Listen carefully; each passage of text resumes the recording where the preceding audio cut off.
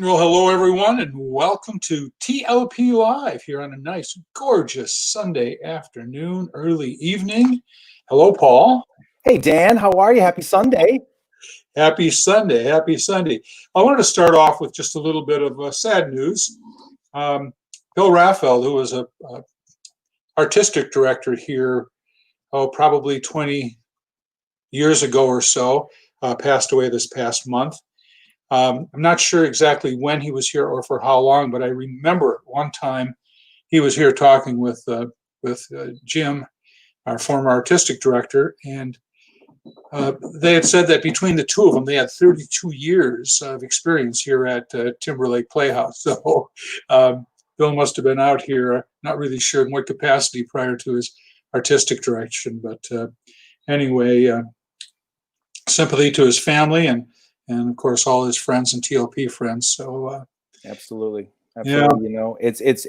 I think that it's important to remember that, Dan, you and I, we've started our collaboration. We're going into our third year now, and we've been able to bring the theater to the next couple of levels, but we couldn't have done it without the people that came before us, all the way back to Andy and Sheldon and Dorothea to now. Every single person in that leadership role helped to make TLP what it is today. And you and I, we get a chance to stand on those shoulders, and we're very, very honored and proud of those. yeah, absolutely.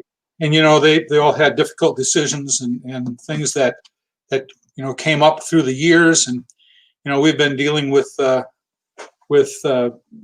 this closure. I mean, right now, if we look across the campus, we would have had people all over the place. Rehearsals would be going on. We'd be in a pretty heavy tech evening tonight.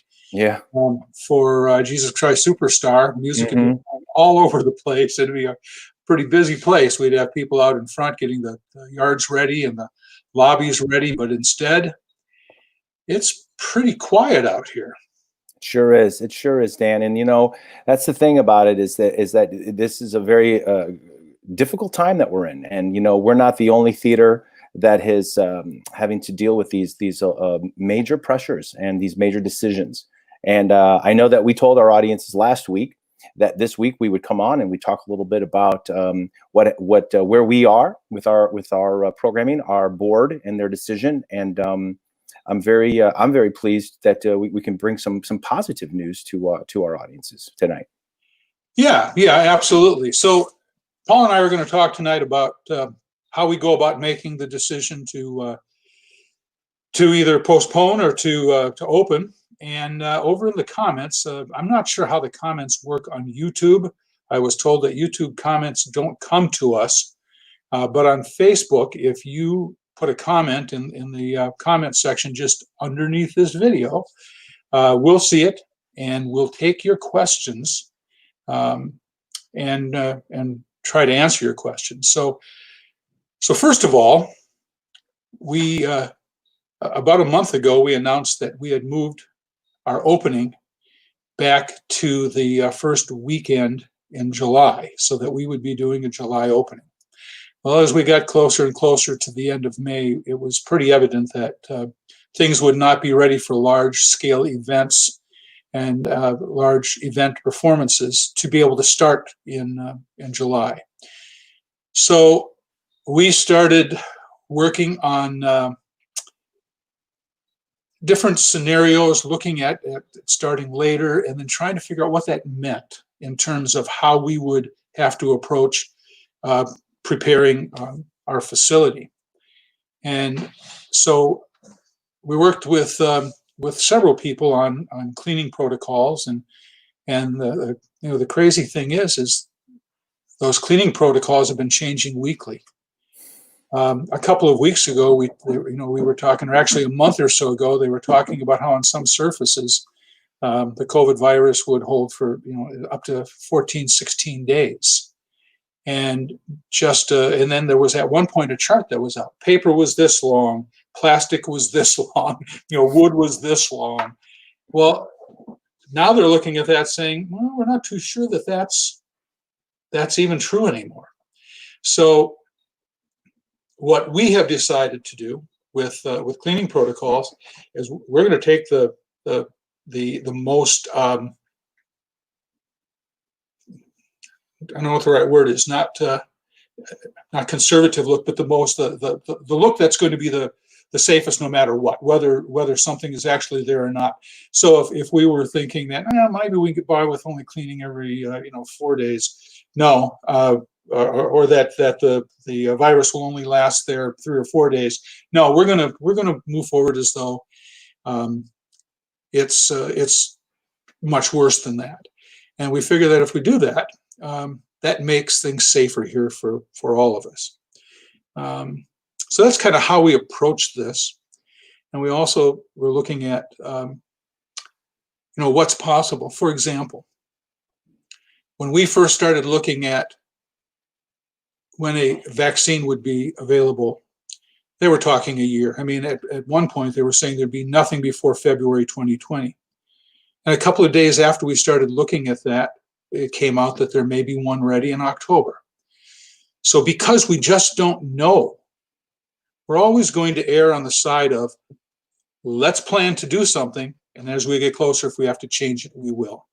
Yes, and that's right, Dan, because we've also been watching how the ability to just decide to open or reopen has become more state regulated, and then even in some cities and in counties. So, for example, our neighbor, Wisconsin, has decided that a Supreme Court judgment has allowed them to completely reopen, and they are reopened. Our border state, Iowa, has a little bit more relaxed safety and protocol in place than Illinois does right now. But we are in Illinois, and so right now we will follow the Illinois governor that 5-phase system. And so, but we just don't know if he's going to change his mind on whether or not a vaccine will need to be in place by the time before he moves people into phase 5 or not. But one of the things that we had presented to our board of directors as a option, we presented a couple of scenarios. One was opening in August with 2 shows in the summer and then a fall show. One was opening just with the fall show in September, and then one was just staying closed.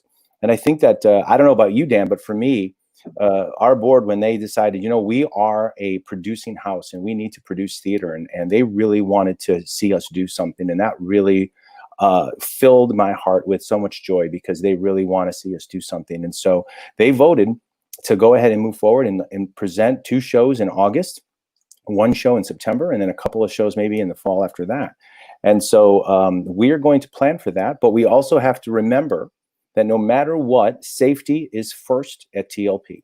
And if Governor Pritzker of Illinois does not move us into phase 5 by the time we need to gather, which would be end of July, then we're going to have to not be able to open, and we're just going to have to wait and see that is. So like you said, it changes by the week, but at this point in time, we are hoping to bring our audiences the very first show, which is going to be our world premiere musical, What a Wonderful World, on August 6th, opening August 6th, followed by Jesus Christ Superstar, that's going to open August 20th.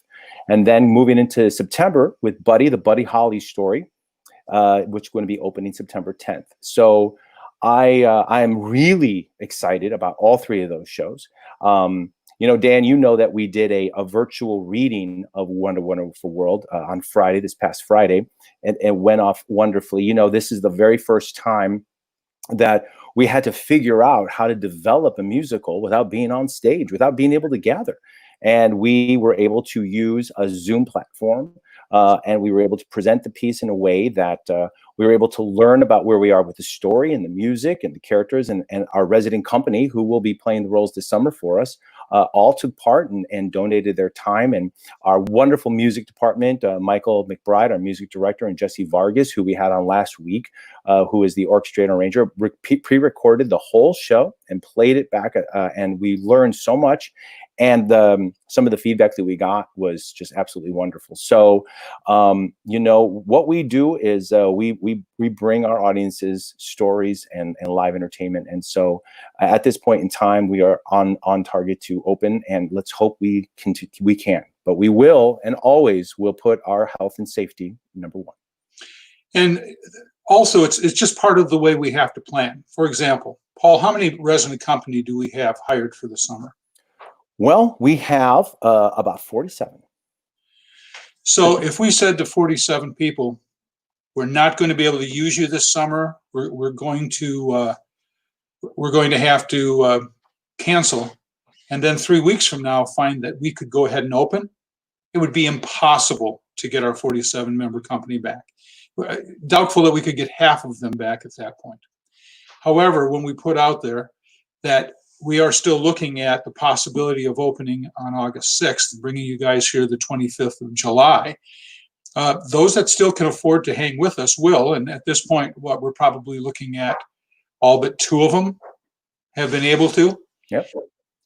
Then if we have to come back, everyone understands that we have to come back in 3-4 weeks and say, sorry, we just aren't going to be able to open.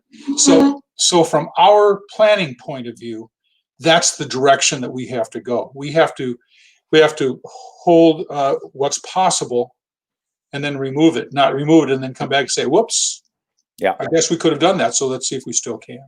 Absolutely. And the way that we've been handling that too is we've been very, very communicative and transparent with all of our employees to say, this is what we want to do. This is what we are planning to do. But with the big understanding that if we are unable to, if our state does not allow us to gather, then we must follow that protocol, and we will follow that protocol. And so we have just been as upfront as we can be, and we're going to be upfront with our audiences and our patrons, because at the end of the day, Timberlake Playhouse is successful because we always communicate what we're thinking to our audiences so that you guys are in the know. You guys know exactly what we want to do, because again, we're here to bring you theater. We're here to bring you shows, and Dan and I and Jen and Bill and everybody that behind the scenes work tirelessly to be able to plan a season, be able to hire the right people to bring that to you. And that's what we will plan on doing. But again, we just don't know everything, and we just won't know until this plays out. So the best that we can do is all just continue to follow the regulations that your state and counties are providing. Wear masks, stay safe, and hopefully by the time we get to late July, we will be able to gather and we'll be able to present our stories. I have a comment here. William says the virtual reading was excellent. We did have a few folks, especially those that, last summer at a gala, quite a few people bid on, and we had about 7 or maybe 9 or 10 winners of TLP experiences. And so since the experiences are a little muted this summer, we're not going to be able to offer as much. We were able to offer those folks that had won those bids the opportunity to watch, to look in on the virtual reading. So, William, glad you enjoyed it. Thank you, William. And I think it's important to, to mention, Dan, that, with everything, especially when you're dealing with a new musical, feedback like that is so important, whether the show is working, the story, the characters.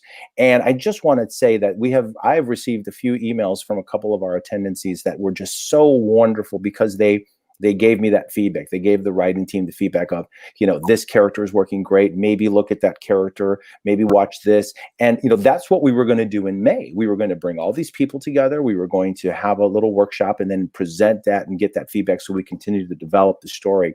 So this virtual reading was just to do that. And we were able to glean so much information. So thank you, William. I'm so glad you enjoyed it. And I hope to see you at the theater when we world premiere it in August. And I would like to mention also that William's comment is from YouTube. So obviously the YouTube comments are working. So questions from anyone, just put them into the comment section on either YouTube or Facebook, whatever you're looking at. I have our first question here that I want to address. Richard says, so is there only going to be 3 shows this season? Is that what Paul said? No, that's not correct. We are looking at a way to allow people to use their subscription for 6 shows, just like you initially were looking at when you bought it. We right now are working with some actors and some production teams to do 2 more shows in October. We're hoping that the window of time allows us to produce in the fall and maybe even into the early winter. So we're not at a point where we can tell you what those shows are yet. We're getting pretty close. And then we would also use the Christmas show as the 6th show of the season. So you would be able to, if you have a subscription, you would be able to use your subscription for those 6 shows. And we'll find ways, if those of you that bought the 7-show season, maybe you'll want to use that for one of the concerts, or we'll give you all sorts of options once we know exactly what it is we're doing. And I think that's also important to mention, Dan, that as we are continuing to produce shows, and we have those shows that we mentioned at the top of the summer fall, which is What a Wonderful World, Jesus Christ Superstar, and Buddy Holly Story. We also do have our concerts that we will be also scattering in there, a couple of prior to before the opening, a couple of weekends too, so that those tickets can also be used for those concerts. And as soon as we confirm those dates and who those bands are going to be, we'll put them on the website, and then people can decide if they want to choose that. The crazy thing is, it takes us, months and months and months to plan a season, and we're trying to adjust the season in a matter of days. And there's just a lot of puzzle pieces to put together to make Absolutely. And what's great, what's been great though, Dan, is that, we did put out a survey and getting some feedback from our patrons and some subscribers. And we really tried to cast a wide net, whether they were season subscribing ticket holders, just one ticket a season, one ticket every other season. And we were so, the responses that we got back were everybody is so understanding. Everybody has been so understanding about where we're at, what we're trying to do. And I have been getting a lot of positive feedback there, just thanking us for continuously trying to push forward and put up some shows. So again, we do appreciate all of your patience with us. Know that we are trying to do our best to get the information out as soon as possible, but we do want to do it correctly. We want to do it one time, and we want to do it right. So we will release. But I think tonight is a great starting point to be able to say we at least got 3 in the pike, and we're ready to go there. Yeah. So right now, what we're looking at is we're looking at starting concerts on the 25th of July, outdoors. So we'll have an opportunity to hopefully be a gorgeous day, and we'll be outside here on the campus and do kind of a summer kickoff party. And then the following weekend will be a concert weekend also in the theater. And then the weekend after that, Thursday night after that, we'll start with What a Wonderful World. That'll run on a regular schedule. And then we'll be down for 4 days and back up with Jesus Christ Superstar on the 20th of August. And that closes on the 30th. And then the following weekend after that, we'll do concerts. We've got the Blues Brothers back. And I think we're working on what concert will be moved into that Friday night. But the Blues Brothers are confirmed for that Saturday night.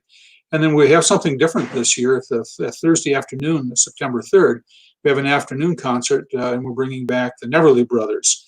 If you remember the Neverly Brothers, they came in with their Around the World tour, musical tour, complete with their multimedia show, and it was quite an exciting night.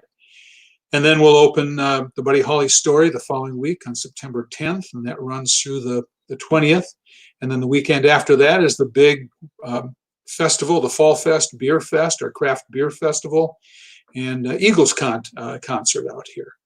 And then depending on what ends up happening in terms of our ability to continue opening, where our plan is to open then with the regular run of a show beginning of October and the end of October, and then the Christmas show the first 2 weekends of December.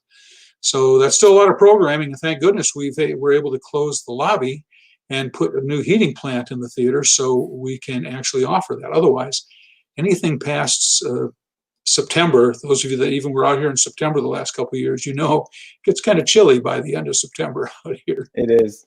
And yes, and we, with all of this, we are, like Dan said earlier, we are going to be practicing our health and safety. We're going to be putting up our health and safety measures on our website.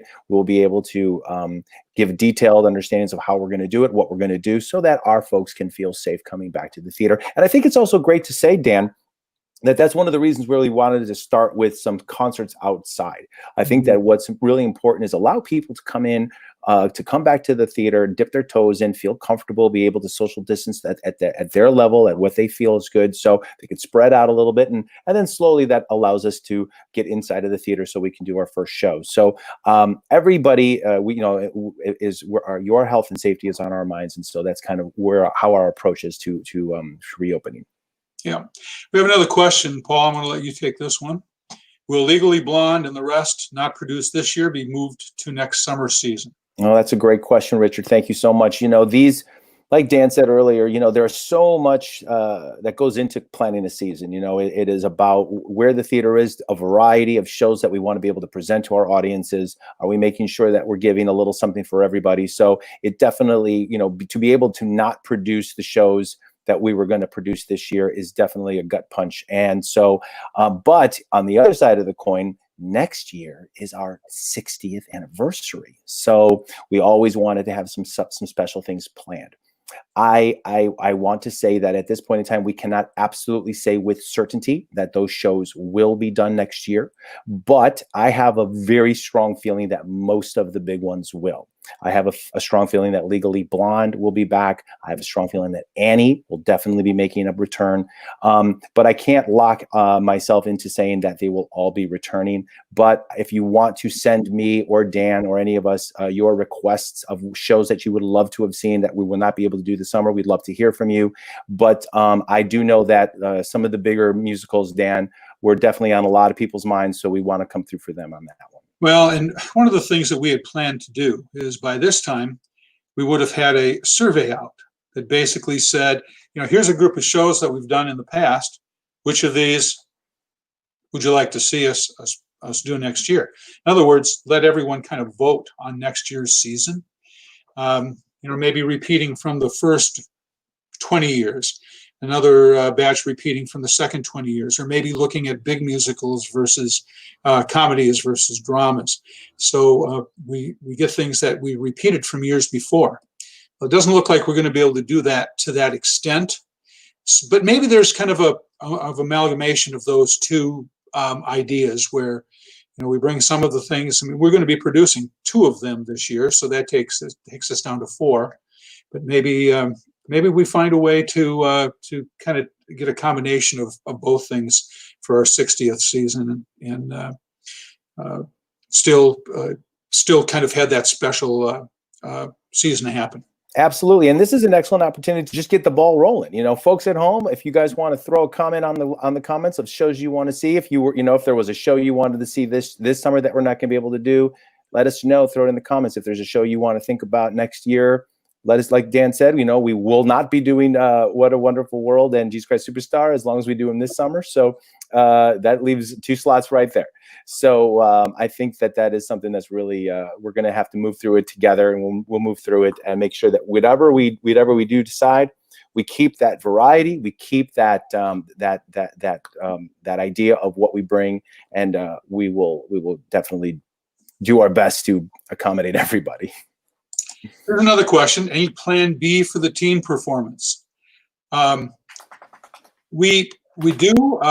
Actually, at this point, we are still looking at doing the teen performance yet this year. It may be done totally differently than we've ever done. It may be done actually in the fall. It may be done virtually. We're not sure. So we are actually working on that. Yeah, absolutely. And I think that's also important to mention, Dan, that, we had a lot of, with Annie on the docket this year, we did a lot of workshops to bring kids out and start to prepare for auditions. Yeah. And I know that there's a big disappointment that we're not going to be able to do Annie this year. But I think it's important to say, and I would like to go ahead and officially announce this right now, if I may, is that What a Wonderful World, our world premiere musical, has kids in it. And if you were somebody who wanted to be an Annie, there's still an opportunity for you to be on a main stage show this year with What a Wonderful World. We will be doing auditions that will be coming at a later date as soon as we figure out how we're going to do it, make sure that we're following all of our protocols. But there's an opportunity, Dan, and I can't wait to see the talent that comes out of our local kids, because we have got some talented young folks out there. Yeah, and we'll be getting our emails out to especially all of you that were here for the summer Annie or the winter Annie workshops, and we'll announce it all over social media, on our website, how that's going to end up working. I wanted to show you this one, Paul. 60th season, Wicked, Mulan, and Hamilton. I can guarantee you that those shows will not be in our season because none of them are available to us. None of them. Those guys are still playing good on Broadway. I think that the Broadway producers will want to keep them there a little longer before they release the rights to the regions. But absolutely, good titles all, Bill. Good titles all. Well, an email will be going out to season ticket holders as far as what the game plan is. Absolutely. In fact, I've been working for the past week on putting that together. We're trying to. It's so difficult with all the options that are sitting there right now to put this email out, because it's easy to talk about it, but it's very difficult when you put it on paper, and that's what I'm finding to be the biggest issue with getting this email done. But right now, in terms of if you are a season ticket holder or even just a regular ticket holder, what we're going to be looking at is we're going to be looking at, first of all, just asking you to kind of hold tight as long as you can until we know if we can get shows programmed into October. And then as we get a little bit closer to August, to see if we're actually able to do this. But there will be several options. People with subscriptions, you can ask to have that moved into next year, and it'll convert to a 2021 subscription. If you have tickets, they can be used for anything else if we're doing concerts, or they can be used again into next year. Of course, a lot of people have said, well, if it gets down to that, we're just going to donate our tickets back to the theater. So, absolutely, right now, we could have a pretty large exposure to refunds if everyone was to come and say, yep, we want our money back. In our survey, though, only 10% of our patrons have said, yeah, we're going to want a refund. It was even lower than that a little. It was like right around 6. Yeah, it was great. I mean, we're such a, yeah, it was wonderful. So that's, of course, always an option. We would hope that our people that take a refund would be able to do it as a gift certificate. Anything that helps us not have to put additional cash out right now. We were having a great winter. We had looked at what would our goal be for this year, and we were looking at a 24% increase as our goal. And as of the end of September, we had a 25% increase in ticket sales from a year ago at the same time. That was an incredible increase. And when you set these goals, you always set them a little higher. But we were right at the goal. And then March 13th happened, and basically everything went to zero. And it's going to be a real tough 3 months. June, May, and June and July, in terms of finances. And if on top of that we have a lot of refund requests, that'll be difficult. Now, understand, the board has made the decision that we're changing our refund policy so that refunds will be made. So anyone that wants a refund, you call the box office, tell them you want a refund, it will happen. We'd like you to hold as long as you can on that to see what we're going to do, exchange them for other things. If you can't make it, even if it's a show that we're doing, but you just can't make it, or you don't feel comfortable coming back to the theater yet, you want to exchange it for something else, that's great. Yeah, we'll get those options out this week, actually, in our email that goes out to about a little over 5,000 people, everyone who's purchased tickets or subscriptions actually in the last 3 or 4 years. We'll get that email. And I think that it's important to say that, Dan, even though our board has really come through and wants us to produce shows, and we're going to be able to bring our audience some shows, it's also important for our audiences to recognize that, when you're a not-for-profit theater, every dollar matters, every donation, every gift, every ticket sale, and because we're not able to produce 4 out of the 6 musicals, even if we're going to be able to do the ones we're going to be able to do, it's still going to be a huge economic impact on the theater. Mm-hmm. And we are working diligently to be able to minimize that impact as much as possible. But we are going to have that, and it's because of our donors. I usually say, when I'm giving the stage piece, I always say, in 77, when the theater burned down, the community rallied and came around. I have every knowing, every fiber in my being knows that our community would come through again for us in this hardship, because that's what they do, and that's what Timberlake means to them. So I want, I just want to encourage audiences that, if you're able to think about a gift, everything, anything, any little thing, it does help, and it will offset the economic impact that we will face this summer, regardless if we produce shows or not. Very good. Well, Paul, thank you for coming on and explaining. That was a very, very fast 30 minutes. Holy cow. I know.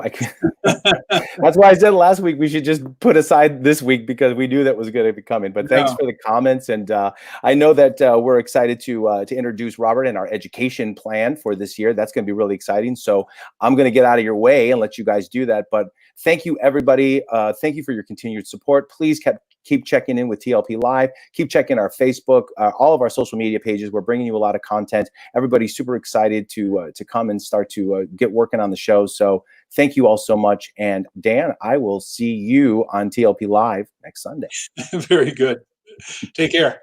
Bye-bye. Well, we had one other comment that just came in. With movie theaters, they are told to be at a particular percentage capacity. Will TL do the same? Yeah, absolutely. Right now, we're looking at August being at about 150 capacity. We have a 400-seat theater, and when we move everyone with the social distancing and such, it comes to about 150. So, but again, we'll see what.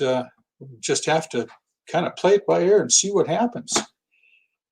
Well, I tell you, I'm real excited about this next section of the show. I'm going to bring out our education director, Mr. Robert McFletcher-Jones. Hey, Robert. Hi, Dan. Hello, everybody. So, we had a real good summer last summer with our education program. And why don't you just kind of highlight a little bit what we did last summer? Yeah, it was a really good time. First off, thank you so much for this opportunity. Our education program, as you know, has meant a lot to this community because you were the one of the original people who constructed it. And so thank you, Dan, for allowing me to be on this team. Okay. And it's just been full support from you. So I really appreciate that. I'm so excited about what has happened and what is to come. Okay. Yeah. So yep. Sorry, Dan. All right. I'm just ready. Okay, so last year I actually had my t-shirt on. We did Addams Family, and it was a really huge success. It was a wonderful team. We had a summer literacy program. This was the first time that we actually got to work with 8 different libraries within the region. And they actually came out. They got a free t-shirt. They also got to meet cast members. And it was a really good time. They actually got to tour the stage, and it was a grant-funded program, which was wonderful. It was the first time we actually had a junior show. We did Schoolhouse Rock Live Junior. I'm just a bill, said I'm only a bill. It was a great time. And we actually did it. It was good. My Auntie and Tiara killed it. Listen, it was good. It was good. It was really good. We also had the opportunity this year to extend our program into the fall.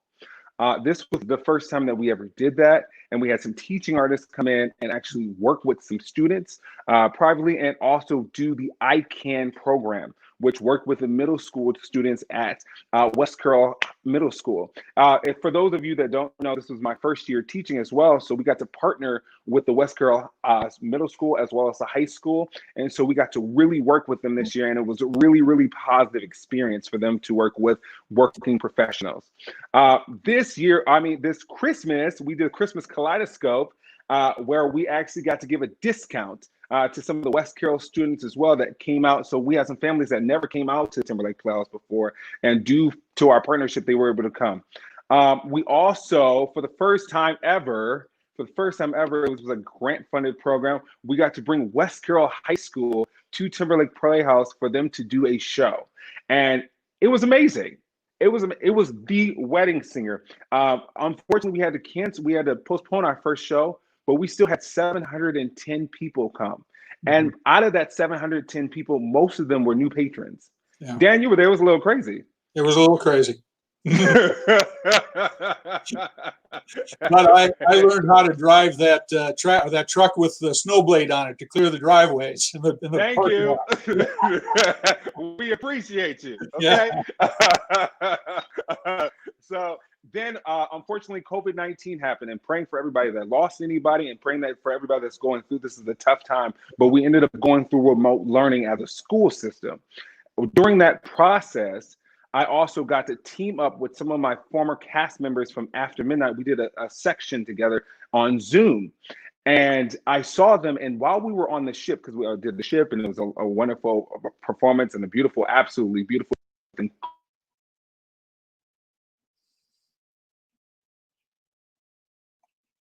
All right, Robert, are you still there? We're back.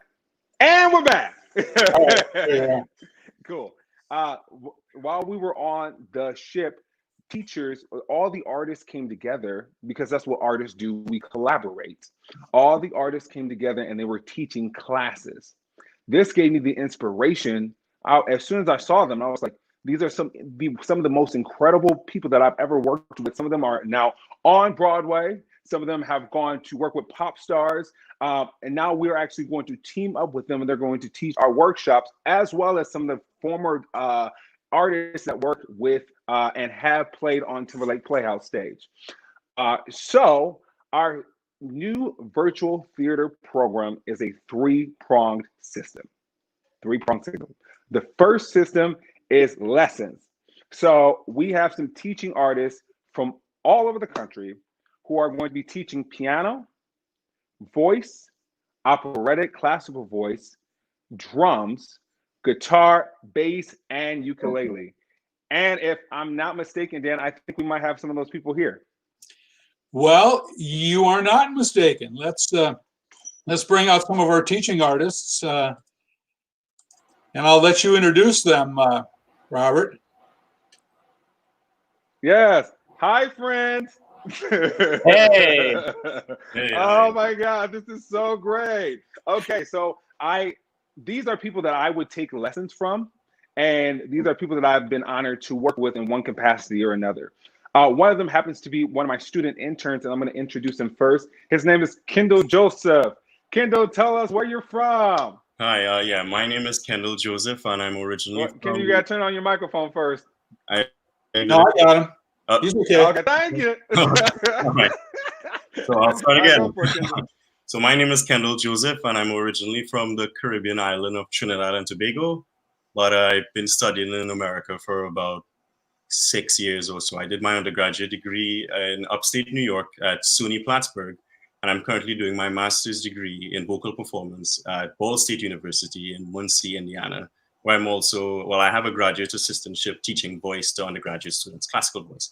I've been performing opera and classical music in general ever since I was maybe 19 or 20, I think. Yeah.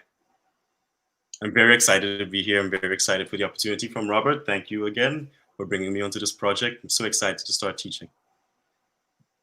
Very good. Wonderful. I was not able to hear anything that you said, but I hope it was beautiful. I'm sure it was. It was wonderful.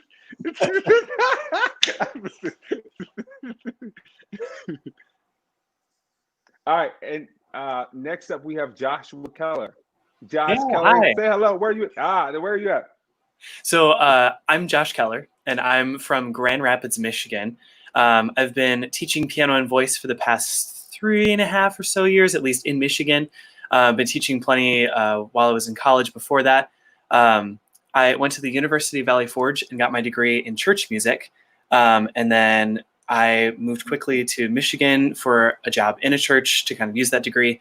And then quickly transitioned there and found some new theater opportunities. So I was recently a little bit new to the theater community as of my move here, but they've welcomed me. They've taught me a lot in the meantime. I've got to music direct several different shows in the short time that I've been here. So grown a lot of experience in things. And I love to teach piano and voice and delve into theater styles and all that sort of stuff. So it's a lot of fun here. So Josh, tell me, how will someone, like if I want to take piano lesson from you, what is that going to look like? So if I'm doing a piano lesson, typically I would, have my camera set up here, or as well as another phone that you can see, my keyboard set up at home. And typically we would pick some repertoire. We would talk about what you like, develop some goals between, kind of between the two of us of where are you at now? Where do you want to be? And we'll find a way that we can get there together through study of theory, through study of, actual reading music, maybe improvising, lots of different stuff that way as well. So I like to be versatile in my teaching styles, so no one student is alike. So then I would have my piano at my site. You would teach, I would do something, you'd listen, I get feedback from you. Yeah, exactly. It's basically just like a virtual lesson, except in the comfort of your own home. So you don't have to leave, and you can always practice on an instrument that you're familiar with. And I can teach you on an instrument that I'm familiar with. So, okay. So Kendall, how would a voice lesson work with you? It's practically the same as Josh, with or without a piano. I can also use virtual scales that I can find online as well.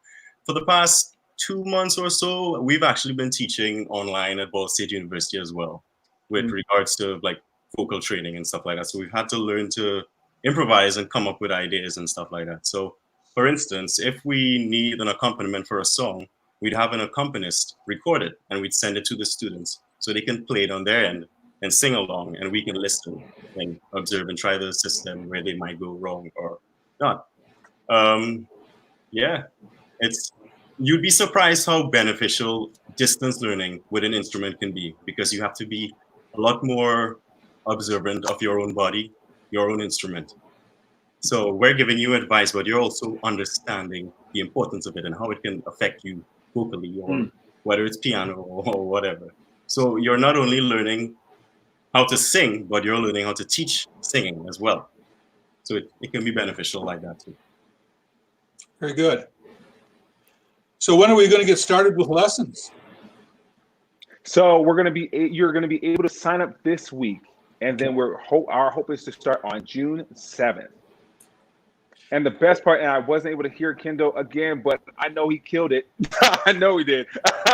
But I just want to mention that the really unique experience is that we're going to record these lessons, so you can take it with you and you can always watch them back. So no matter how many times that you work with it, you can always have that recording. So if I'm working on my piano lesson with Josh on Monday, and on Thursday I forgot something, I can hit the recording, and I've got it right there. You'll have a full link ready to go that you can just push play. Very good, very good. So how many different lesson opportunities will there be? And how many lesson teachers do you have, Robert? So there's 5 of us in total. And the lesson opportunities, we're gonna schedule it a week at a time, but there is absolutely 5 of us. So in regards to lesson opportunities, again, we have piano, voice, operatic and classical voice, drum, guitar, bass, and ukulele. I actually have some middle school students that I know want to take ukulele lessons. I don't play. So guess what? We have Ty Bailey, who's actually in the middle of a concert right now, who also leads Three Blind Mice. He does, and he's going to be an excellent star and an excellent person on the team. Very good. Very good. Well, Josh and Kendall, it was so good to meet you guys and see you tonight. Great to meet you too. I am looking forward to rolling this out. This has been awesome. As we were looking at how we were going to handle this, because we had a gorgeous education program set up for the summer. People coming on site, and we've wanted to do the lessons part of this, but now it's like, wait a minute, this is how lessons can work. And here's the cool thing. If we were doing these lessons, there's no way we could have Josh here teaching piano. There's no way we'd have Kendall here teaching voice. And now we can. And there's a lot of grandparents here who bring their kids to Mount Carroll and to this area over the summer so they can do Timberlake programs in the summer, who aren't going to be able to do that this summer, but they can still do Timberlake programs. So all in all, I think this is just such a wonderful, wonderful program and a win-win for all of us. Yeah, it's exciting. Yes. I'm glad to be a part of it.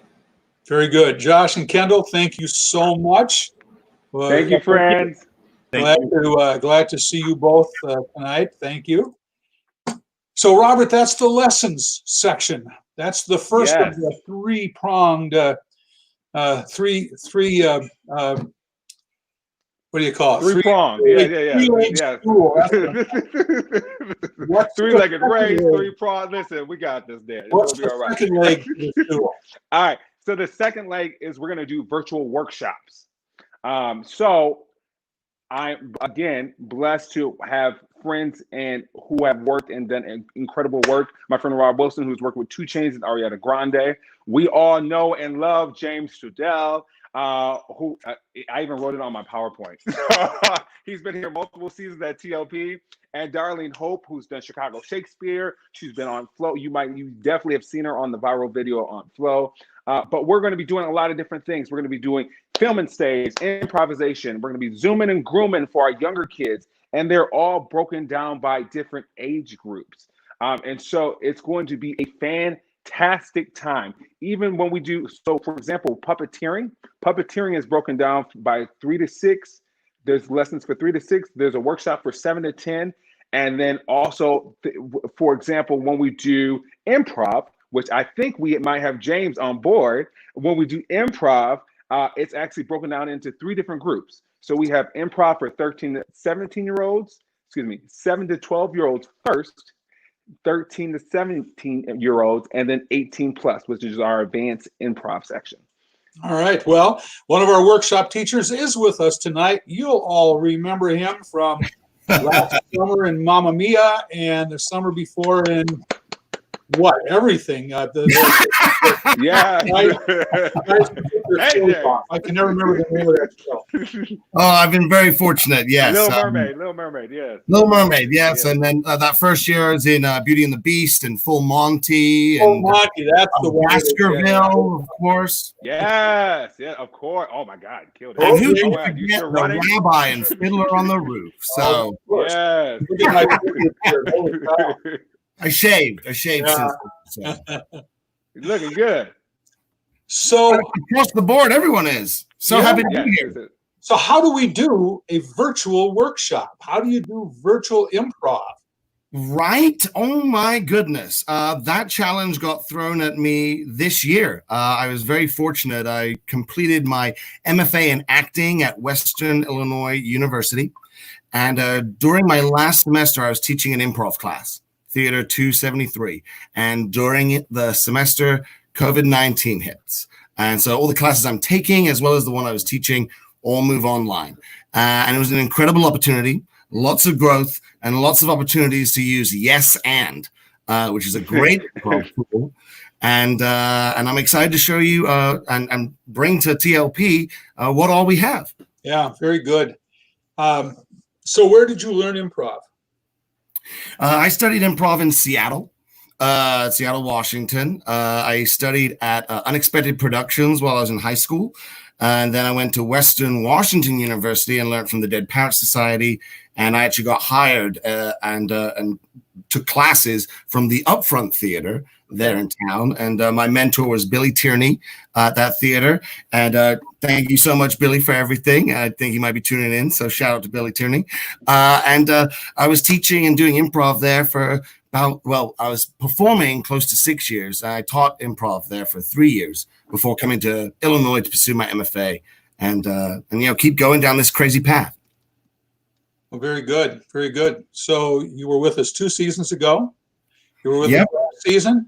Mm-hmm. And now you're with us again this season. I don't know if everyone knows this, but not all theater artists have tattoos, but I have a tattoo that I add very important special theaters to.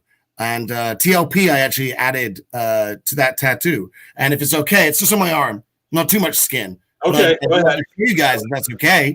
Sure, go ahead. So what I do is I grab a part of the logo of theaters I really care about. And so I grabbed the lake, wrong side, the lake from Timberlake Playhouse. And I just popped that at the bottom of this tattoo here. So I've got a mountain from Seven Devils Playwright Conference. I've got this sunburst effect from the Upfront Theater.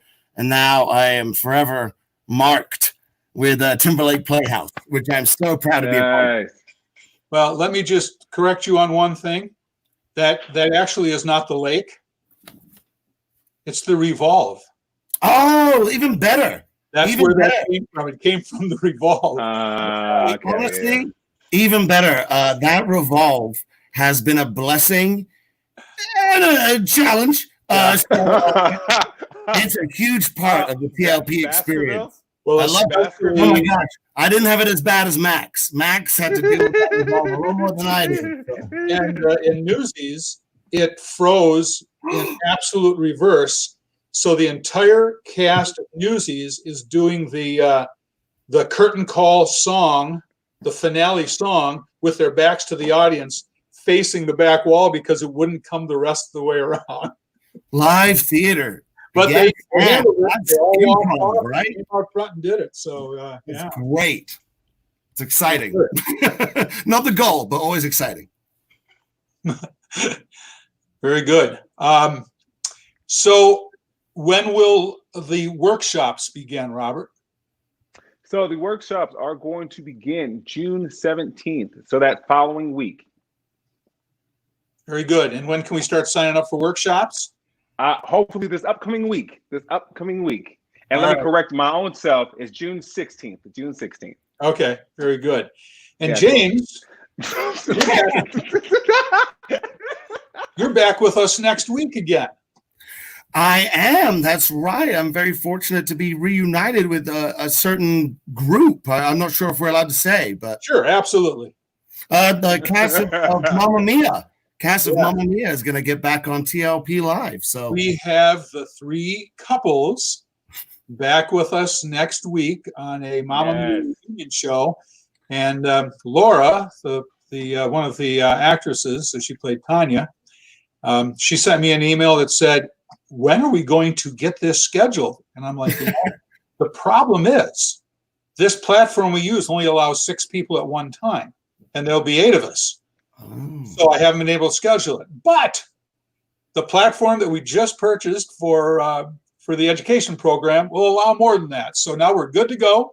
Great. And we'll be on next week. Well, hopefully the technology works. Yeah, it'll work.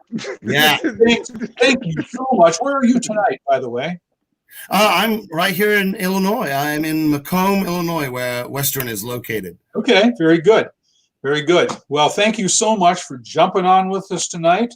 We Thank you, we Frank. really appreciate it, and we'll see you a week from tonight. Yep. See you very soon. Thanks so much for having me, everyone. Take care. Well, Robert, that was fun to talk with James, and Yeah, it's amazing. hear a little bit more about our workshops. Now, you have another one of our workshop people on board with us tonight too. You want to give her a little intro? Yeah, absolutely. This is a friend of mine. I'm so honored and blessed and grateful. I used to gawk and awe at her performances when I had the opportunity to work with her at After Midnight.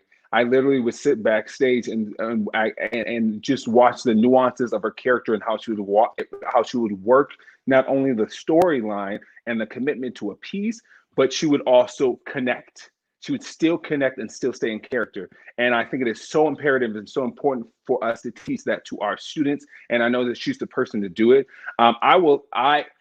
She's a classically trained actress. She went to the University of South Florida and received her MFA in acting at FSU, a solo conservatory. It is an honor and a privilege. I know I just talked about how she did Aunt Flo, and she just finished up at the Chicago Shakespeare Theater. And I will tell you, I'll actually ask about the project she was just working on before all of this craziness ensued. But we have an opportunity to work with her, and our students have a real opportunity to work with her. And so, just awesome. My friend, Darlene Ho. Hello. Hello, Timberlake Playhouse. Yes. Welcome to the team. Thank you so much for having me. I'm super duper excited to be a part of your team, and I'm really, really looking forward to the work we're going to do this summer. We're going to have a good time. Yeah. Darlene, most of our people don't know a lot about you. Tell us a bit about yourself. What you're doing, where you're at, what you've done. Okay, so like Robert said, I am a classically trained actress. I'm originally from Orlando, Florida. So I grew up in sunny Florida, where I am right now, quarantined. But I went to get my undergraduate degree from University of South Florida in Tampa. Then I went on to get my master's degree in acting from the Florida State University Oslo Conservatory for Actor Training, also here in Florida.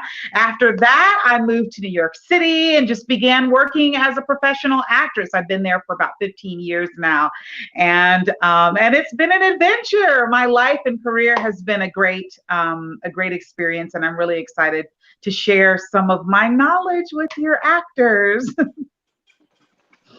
Amazing, absolutely amazing. Why? Can I ask you? What do you hope that the students would gain from your workshops? I think the thing that I really want the students to gain from the workshop is a sense of empowerment. So we're going to be working on monologue exploration. And the tricky thing about monologues is a little bit different than scenes, because with scenes, you have ready stimulus to respond from with a partner. So what we're going to be really working on is, how do you create that world on your own as an actor? It's really going to be an empowering class. It's going to be something that no matter whether you're going into an audition, or you're going into a workshop or a rehearsal, or you're getting ready for a performance that maybe you're a little bit nervous about, that you'll have a tool chest when you walk out of the class of how to approach your material, that you feel really, really confident and really, really comfortable, and you never have that like nervous feeling. Yeah. And I think there might be an opportunity for there to be a master class. Yes. So at the end of the work that we're going to do, because we're going to be working on classical material, we're going to be working on contemporary material, we're going to be working on comedic material and dramatic material. But at the end of all of that study, we're going to have a masterclass experience where we really get to dig into each individual piece and really work it, and not only share our material and ask questions and dig in. We're going to fall on our faces. We're going to fail. We're going to get back up again. We're going to try again. We're going to learn, and we're going to succeed. We're going to learn how to succeed. So it's going to be a full process from the very beginning, when you get a monologue and you know that that's what you have to work on, all the way through the end of the process where you're performance ready. We're going to cover it all. It's going to be great. Very good. Yeah. Robert, explain what a master class is. So how we're going to do the master class is, we clearly have a master. So she's going to be able to observe a live performance on Zoom and actually work with that individual while other people are a part of either a webinar or while they're observing. Okay, very good. Very good. And so, Darlene, you're going to teach monologue development. Yes. Comic, dramatic. Yes. Very good. Very good. Yeah. We're going to cover a lot of really great material, and I really want students to leave feeling empowered. So I think that they're going to get a lot out of the class, and not only that, but they're going to walk away with a great workbook that I'm creating especially for this class, that they can use that material and use all of that knowledge to move forward and use it for their professional careers. It's going to be a great time. You know where that's especially important right now, especially when a lot of people are not able to get back on campus. Some people are thinking about taking the year off.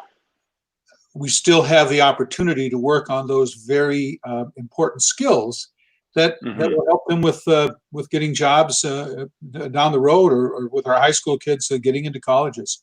So it's true. And that's really specifically where I wanted to zero in. I know we have a lot of young folks who are going to be looking at this class and perhaps thinking about programs that they're interested in auditioning for, and maybe feeling a little nervous about that. But I guarantee you, by the end of my class, you will not feel nervous. You are going to feel empowered to get accepted to the program of your choice.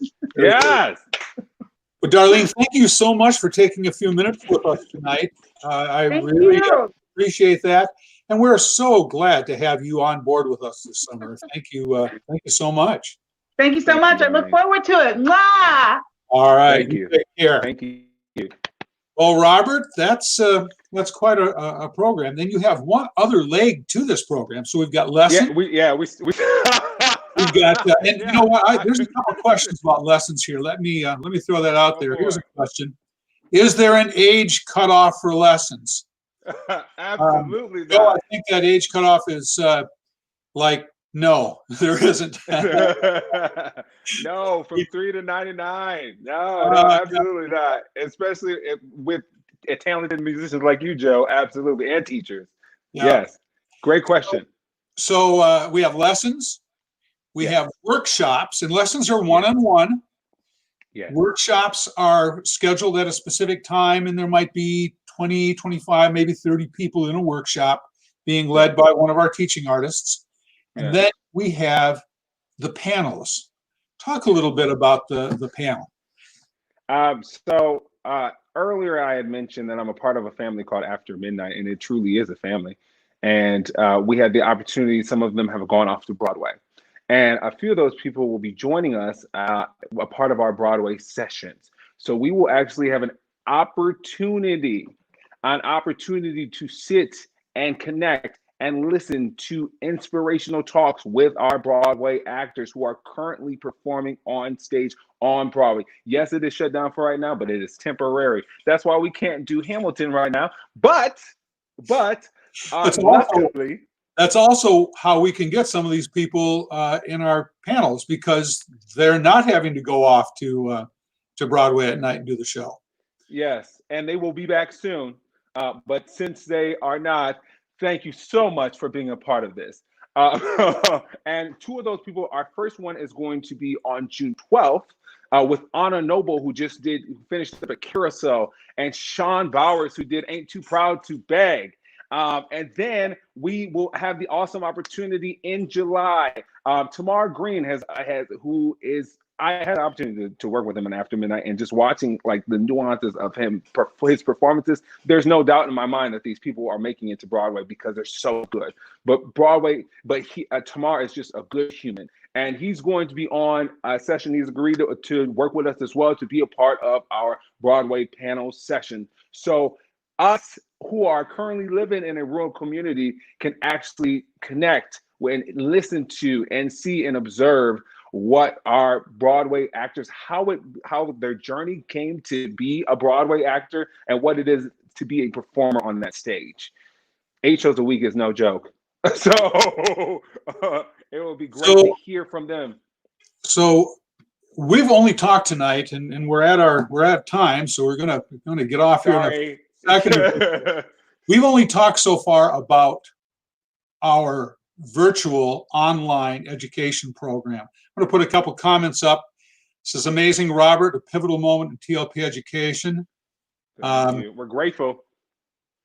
So good to see and hear you again. It's been too long. Infectious enthusiasm. I don't know what this comment is, Bill. Star 1, star 89 plus. Oh, sorry. Was it Ryan or Asher? Oh, wait. So, anyhow, we're also still looking at the possibility of maybe trying to do a virtual pop star party.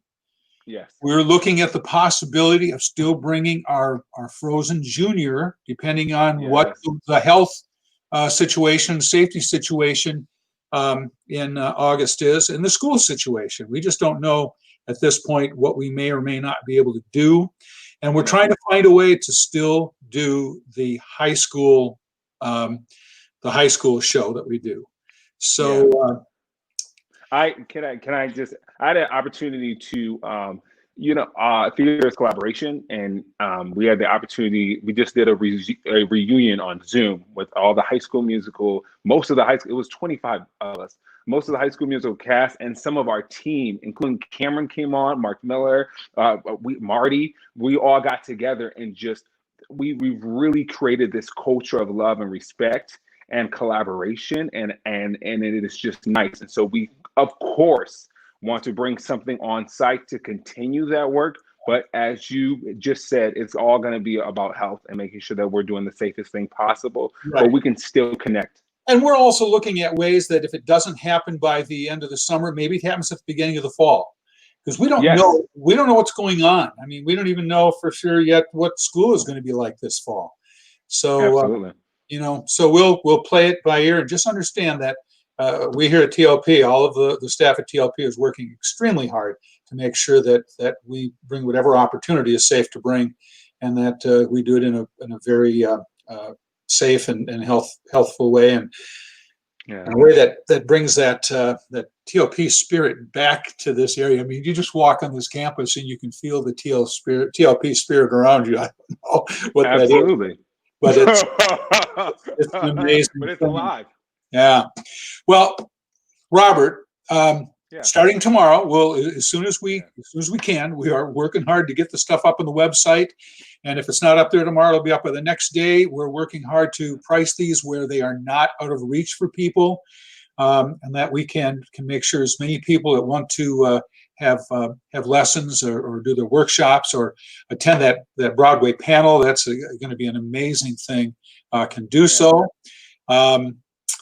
And I know that you, with your team, we've been using the theme "We're all in this together." And as we kind of drive around, we've got you see on the bank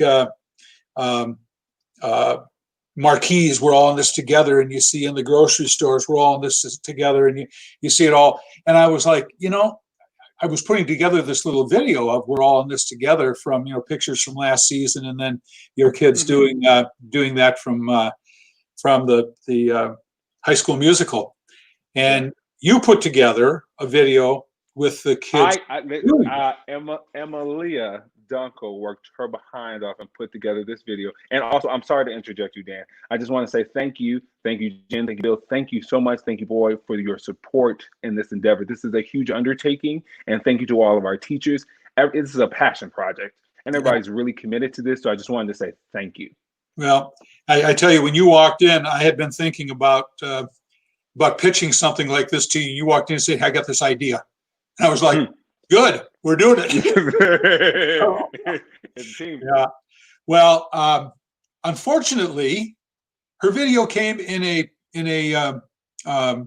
format that can't play on streaming, so I can't play that tonight. So we're gonna have to go back to the original. I'm sorry, baby. I'm sorry. You know what? It was great though. It was absolutely wonderful. You just have to believe us. Well, Robert, thank you for the work and doing it. Thank you so much for bringing this to us tonight, for letting us know what we've got coming up here in the near future, and for everything you're going to be doing over the next few months with this.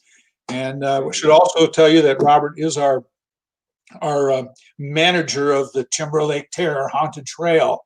He gets all of our actors for us. He manages that here at night. We're hoping to still be able to do that this fall too. We had a real good fall last year. Hopefully that will work out again this year. So, all right, Robert, thank you so much. And thank you so much, Dan. Thank you, everybody. Well, thank you, everyone, for tuning in tonight. This virtual education program and the platform that we're going to be rolling out over the next few weeks, I can guarantee you will be incredible. Thank you, and truly, we are all in this together. Together,